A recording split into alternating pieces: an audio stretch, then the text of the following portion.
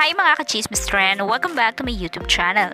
Usap-usapan ngayon sa social media ang tila new girlfriend ni Daryl o mas kilalang Iskostakli na si Ava Mendoza, isa itong Viva Film actress. Una nang finlex ni Daryl si Ava sa kanyang IG story at nasundan pa nga ito ng kanilang mga sweet photo sa social media na talagang pinag-usapan ng mga netizens.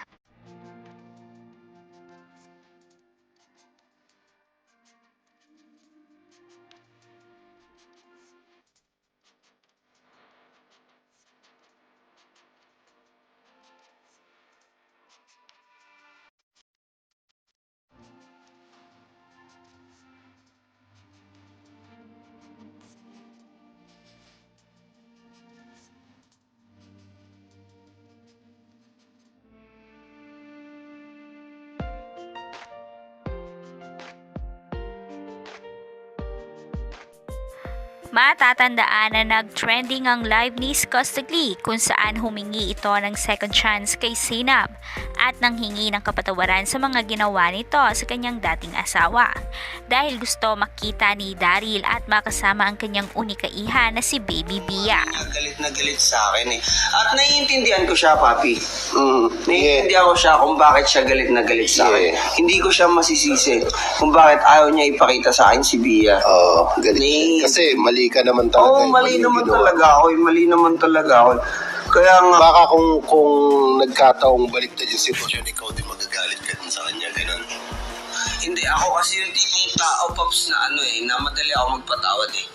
Okay. So, hindi madali magpatawad si Seb, gano'n? Hindi madali magpatawad si Seb.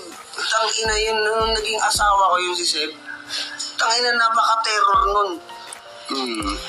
Tangina, suntok-suntokin ka nun. Pero, wala akong masasabi dun kay Seb kasi sa pagiging nanay niya kay Bia, sobrang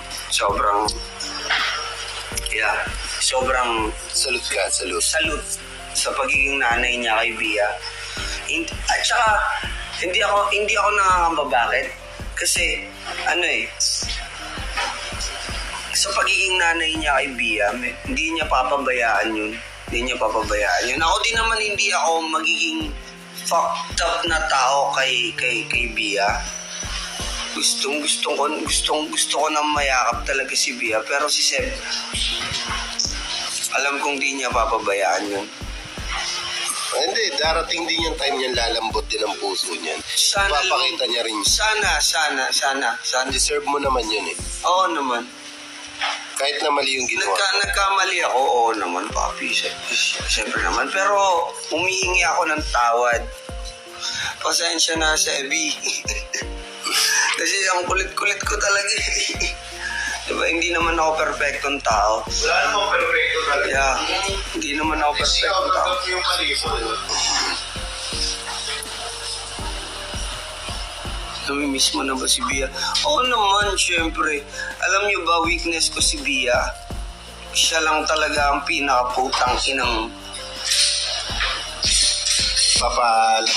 nagpapalambot sa akin, Paps. Parang ikaw kay Trinity, di ba? Kapag ikaw, di ba? Oo, pre, Ang ganun swerte talaga. mo pa nga kasi nakakasama mo si Trinity. Nung walang problema. Oo, wala.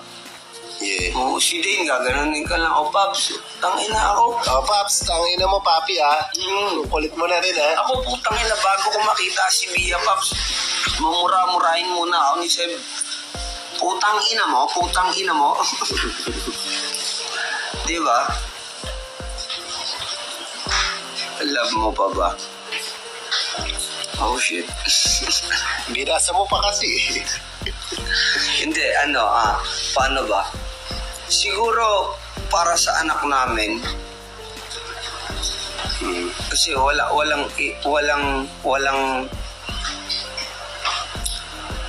makakatumbas ng pagmamahal ni Seb sa akin.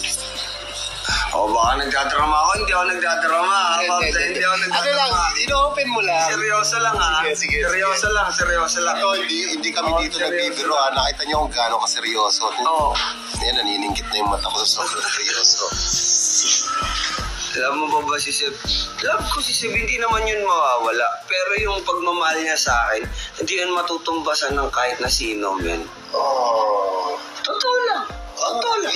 Di ba? Nakita ko naman eh. Nakita mo, di ba, kung gaano ko kalove yun si Seb, men. Ang ina naman. Stay doon kung hindi. Di ba? Uwi ng ina naman. Lalo't may biya kami. Kaya Di ba? Ang pinaka-magical na nangyari sa akin, yung paglabas ni Bia, Paps. At saka kung paano nilabas ni Seb si Bia, ayun yung pinaka-putang inang napaka-magical sa akin. Hindi matutumbasan ng kahit na ano yun. Hindi.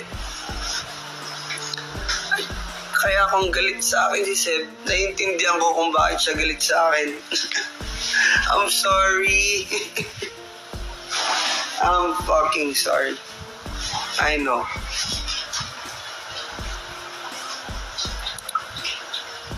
Kaya naman umasa ang mga Cyril fans na magkakaroon ng comeback ang dalawa. Ngunit tila hindi na nga ito mangyayari dahil todo flex na nga si Iskostakli sa kanyang new girlfriend. Kaya mga kachismis trend, ano ang opinion nyo sa usapin na ito? Comment down below, and if you like this video, please subscribe my YouTube channel and click the notification bell para mas updated ka kachismis trend. Thank you for watching!